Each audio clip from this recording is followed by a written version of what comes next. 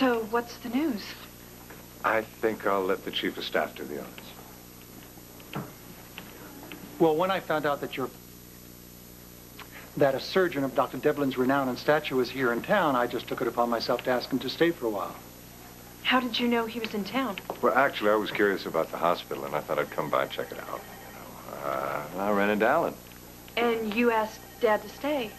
To hold some seminars for the interns and the staff. Oh? We were just swapping stories. And I thought it would be great for the staff to hear some of these stories. I know it's unexpected. Yes, it is. Let me give you every assurance that insofar as this hospital is concerned, you will always be Dr. Julie Morris, unless you choose otherwise. Well, it seems all the decisions have been made. I should have spoken to you first. It makes things a little more complicated than I planned. Would you translate?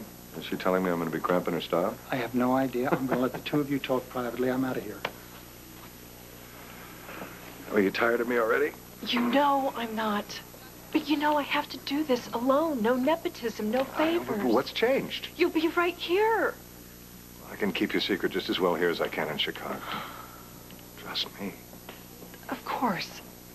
But I have to prove... I know. You still think you have to prove that you can do it by yourself. Julie, I really respect that. I do. And if you want me to get on a plane, I'm gone. What if I said I wanted you to go? I told you. I'd go. And what would Dr. Quartermain say? I'll deal with him. I can't do that. He's so thrilled to have you here. I'll figure things out. Agreed? Dr. Morris? Thanks, Dr. Devlin. You see before you the embodiment of discretion. Alan, I think we've reached a suitable compromise. Oh, that's wonderful. I'll look forward to attending your seminars, Doctor. I hear he's brilliant. I am sure that our staff will benefit tremendously from Dr. Devlin's knowledge and experience. Get your calls made? Yeah, I gotta jump on some work for tomorrow. And what is it exactly that you do? Frank is one of Port Charles' finest paramedics. Ah. And coach of the baseball team, if my memory serves. Yes, Port Charles summer baseball champions. Aha, you must be so proud. Frank also teaches English. Yeah, just part-time at my old high school. Ah, a Renaissance man. I bet you play first cello for the symphony, too. Yeah, well, I had to give that up. I got carpal tunnel from writing the great American novel. That's very funny. That's very funny. Most men in our profession tend to take themselves so seriously. Present company accepted. Of course. Excuse me, did you say you made reservations for 8? Well, Alan's asked me to do a consult on one of his patients. If I'd known you had plans. Listen, Dr. Morris knows that a physician's plans often change. Right. My apologies to you both. Listen, eating well is indeed the best revenge. Do some damage on me. No, thanks. I've got it covered. Well, fine. Brain check, then. I have a feeling we'll be seeing a lot of each other. Looks like it. All right, just because I'm interested, how does a lowly house officer such as myself manage to convince Bennett Devlin, M.D., world-famous surgeon, to put his entire career on hold and hang out in Port Charles? Every man has his weakness. Even self-appointed demigods. You really seem to know a lot about him. I know the type. His reputation precedes him. All right, how would I know? Well, that's fairly easy coincidence. Especially if someone had Cooper's file on Julie. Oh, here we go again. You know, you put way too much faith in the contents of that folder. No, come on. If Cooper knew about Karen's past life as a stripper, he certainly could have known that Julie changed her name. And other little tidbits that he could use to lure Devlin here. You know, you gotta put that little brain of yours on overload. The man came to see his daughter. Well, before you go into phase 2 of your little plan to worm your way into the house of Devlin, think about this. What would happen if Julie found out that you've had your scummy little paws on her file for the past 3 months? Do you think she'd believe anything you tell her? Maybe not. But I'll bet her doting daddy would. I wasn't supposed to tell. I promised Dominique. Yeah, well, you did tell. Now, why now? Why, is this what you want? Are you intending to hurt us? Is that it? I shouldn't have come here. But you did. Look at you. You're standing in my home. I invited you into my home. I even gave you a job. This is how you were paying me, by coming in here and lying to me? I didn't want to hurt anyone, especially you. I can't lie to them. Of course you can. Remember, you're doing this for Jake. Think about all those toxins speeding their way through his veins with every beat of his heart, with every tick of the clock. And all because of you. Me? Yes, we had a plan. You were distracted.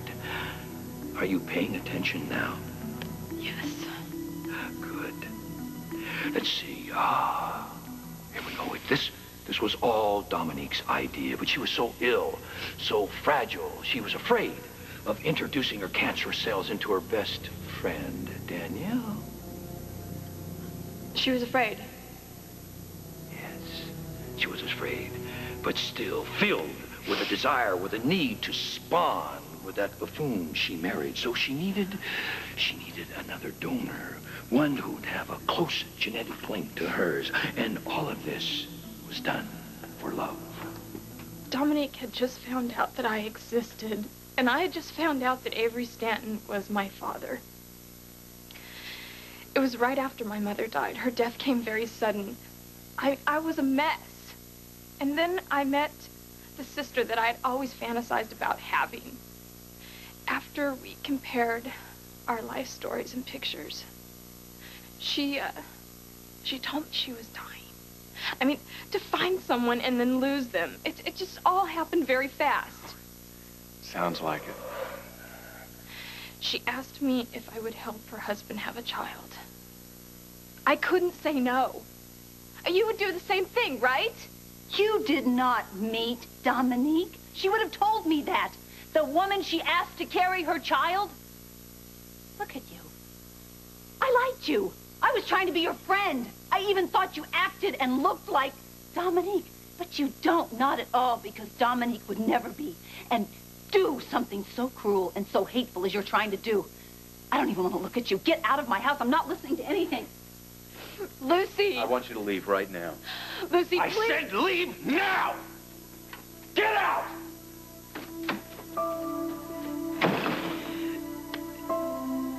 It's not true. It cannot be. Preposterous. And it's cruel. Then why? Why would she do something like this? Why lie? You know, that finger you're pointing at me could just as easily be turned on you. Why me? I haven't done a thing. Easy, Scarlett. You're the jealous roommate. Jealous? All that whining you do about how Julie gets all the breaks. Now, that alone could have led you to make trouble for her. Of course, I'm not one to accuse. You'd be lying. Truth, untruth. It's all sort of a gray area. Oh, don't give me that gray area. We both know where the truth lies. All right. You ready for a little truth or dare? I've been ready all night. Fine. There she is. Why don't you, go share your suspicions with Julie? I dare you. You want me to call and see if they still have our table? No. All of a sudden, the recovery room seems a lot more appropriate. So? He's staying. That's about the fourth time you said that. Don't get me wrong. I love my father, and I'm really glad to see him. But? But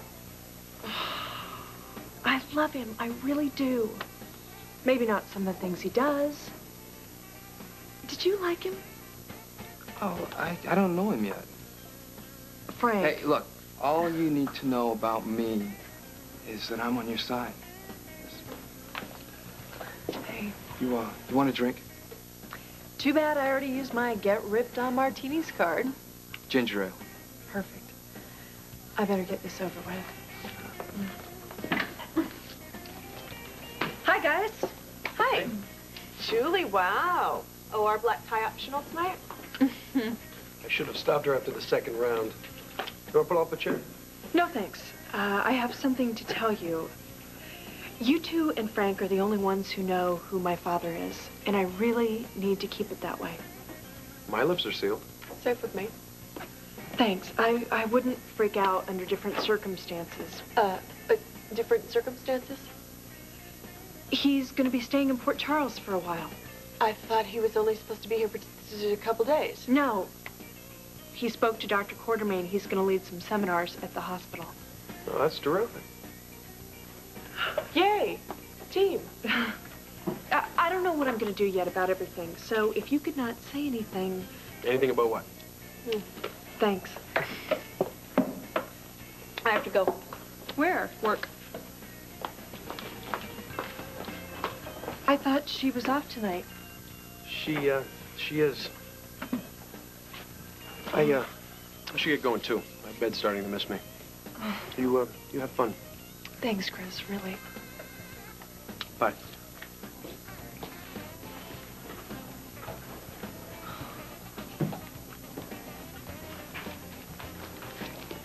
Here you go. Thanks.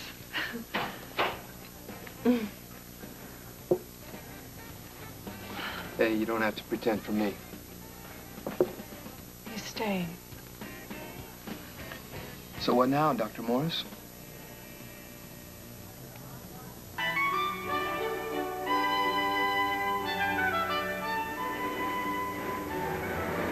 And the curtain falls to deafening applause.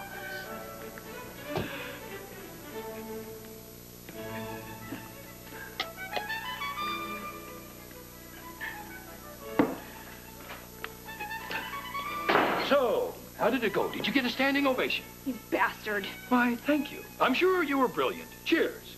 I did what you want. Get Jake the antidote now! Months have gone by since Serena was kidnapped, and we've been waiting for that other shoe to fall. And it's the wrong damn shoe.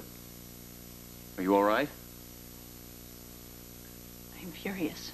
I am so furious. But it's not just at her, it's at me. Why didn't I see it, Doc? Why didn't I feel something was wrong? I didn't see this coming either, and I'm trained to observe people. I just can't believe it. Why? Why would she say something like this? You know Danielle. Could she dream up something like this on her own? No. Not at all. Not from what I've seen. But Rex Stanton could. You're right. You're absolutely right. This has the smell of Rex/Gustav Bausch all over it. But if Danielle is as innocent as you say she is, why would she go along with it? Oh, I don't know. Did you think she seemed scared? Like maybe she was terrified? I mean, maybe that's it.